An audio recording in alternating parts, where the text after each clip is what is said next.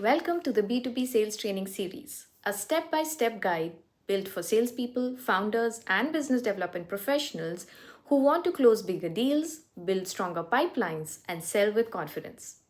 Over the next 15 episodes, we will take you from understanding your ideal customer all the way to closing deals and building a repeatable sales system. This is episode 1, and before we dive into scripts, CRMs, or pipelines, we need to lay the foundation. Because if you're coming from a B2C background or if you've never sold in a B2B environment before, there's one thing you need to understand first. B2B sales is an entirely different game. Let's get into it. Let me ask you something. Have you ever tried to sell a product or service to a business and wondered why it's taking so long? Why there are so many people involved? Why the deal that seemed done last week is suddenly on hold again? Here's the truth, and nobody tells you this early enough. Selling to businesses is not the same as selling to consumers. And if you are applying B2C thinking to a B2B deal, you're going to lose every single time. Today, we will break down exactly what makes B2B sales different and why understanding this one shift in mindset will change how you sell forever. Let's start with what most of us already know: B2C, business to consumer. You are selling directly to a person, one human. They see an ad, they feel an emotion, they click buy. It's done. Think about the last time you bought something on Amazon or signed up for Netflix. How long did that take? Maybe 30 seconds? A few minutes at most. That's B2C. It's fast, it's emotional, it's impulsive. The decision maker is right in front of you. There's no committee, no approval chain, no procurement department asking for 3 quotes. B2C is like a sprint.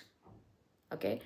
Now let's talk B2B, business to business. You're not selling to a person anymore. You are selling to an organization, and organizations don't make decisions. People inside organizations do. Multiple people, an hierarchy of people with different agendas, different priorities, and different fears. Let me paint you a picture. Imagine you are selling a HR software to a mid-sized company. Now, let's see who's involved. The HR manager, he or she is the one who needs it and loves your product. The IT head, he or she needs to make sure it integrates with their existing systems. The CFO, they want to know the ROI, why should we spend money on this, etc. The CEO or MD, final sign off has to be done by them. Won't even take a meeting until the others are aligned. And sometimes procurement, who will squeeze you on price even after everyone else has said yes. That's 4 to 5 people, each with a different question, each with the power to kill your deal. This is what we mean when we say you're not selling to a person, you're selling to a committee. B2B is not a sprint, B2B is a marathon. So let's break it down clearly. Here are the 5 biggest differences between B2B and B2C sales. Number 1, decision makers. B2C, one person. B2B, anywhere from 3 to 10 stakeholders, sometimes called a buying committee. Number 2, sales cycle. B2C, minutes to maybe days. B2B, weeks to even months, sometimes over a year for large enterprise deals. Number 3, decision driver. B2C is emotion. I want it, I need it, it looks great, let's buy. B2B, logic and ROI. How does this help the business? What's the return on investment, etc. Number 4, relationship. B2C, one-time transaction is common. B2B, it's about long-term relationships. The sale doesn't end at a contract. It continues through renewals, upsales, and referrals. Number 5, deal size. B2C, usually smaller ticket.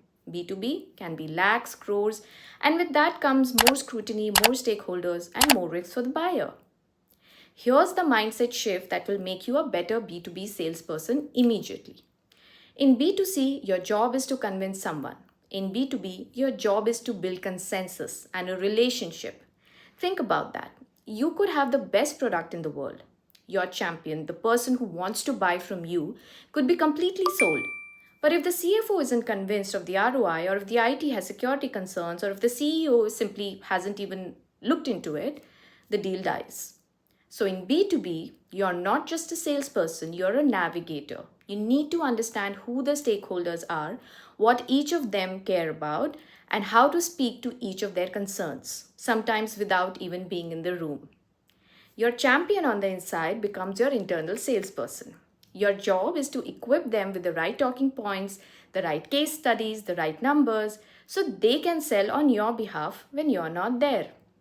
So, to recap, B2B sales is longer, more complex, involves more people, and demands a completely different skill set than B2C. It's not harder per se, it's just different. And once you understand the rules of this game, it becomes incredibly rewarding because the deals are bigger, the relationships are deeper, and the impact you create for the clients is real. In the next episode, we are going to talk about the ideal customer profile because one of the biggest mistakes B2B salespeople make is trying to sell to everyone. We are going to fix that. If this video helped you, hit like, subscribe, and drop a comment below. Tell me, are you transitioning from B2C to B2B, or are you starting fresh, or you are a pro in B2B? I would love to know. See you in episode 2. Happy selling!